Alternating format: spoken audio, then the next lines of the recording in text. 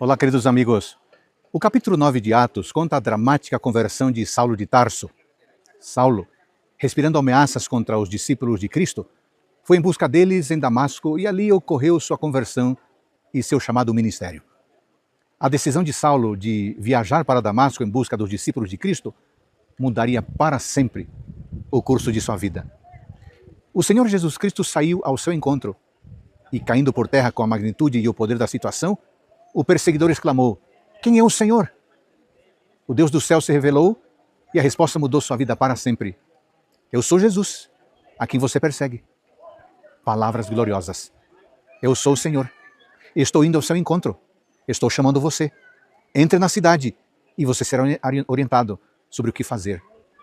3 dias se passaram para o atormentado perseguidor, mas as palavras faladas atingiram seu coração com uma força tremenda. Uma luz inundou os recantos escuros de sua mente, revelando a ignorância e os erros de sua vida anterior, bem como sua necessidade de iluminação do Espírito Santo. Que momento tremendo para ele e para a igreja cristã.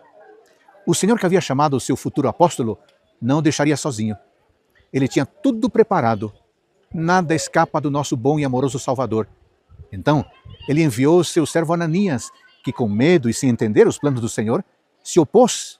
Mas o Senhor Jesus Cristo lhe disse: "Vá, porque este é para mim um instrumento escolhido para levar o meu nome diante dos gentios e reis, bem como diante dos filhos de Israel.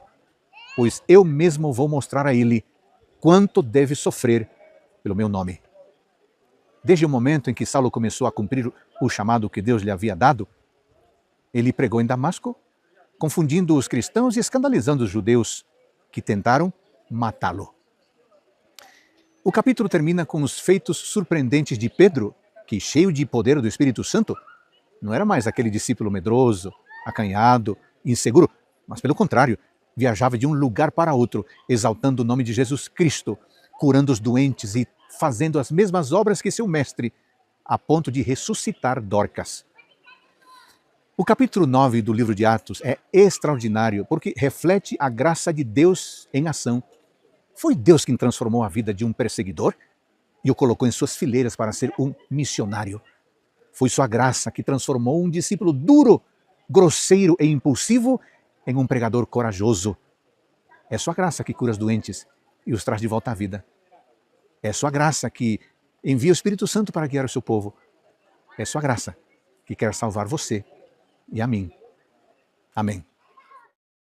Você acha que um assassino poderia se tornar um santo?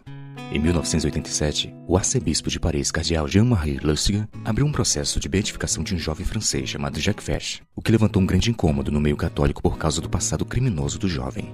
Jacques Fesch, apesar de ser filho de um rico banqueiro, em 24 de fevereiro de 1954, teve a ideia de cometer um assalto a uma casa de câmbio e na fuga acabou tirando a vida de um policial. Jacques foi preso e condenado à pena de morte. Porém, segundo o relato de seu diário, ele se converteu de forma inesperada na noite de 28 de fevereiro de 1955. Após esta experiência, Jacques ainda passou mais de 2 anos na prisão, vivendo de forma exemplar e evangelizando seus amigos e parentes através de cartas.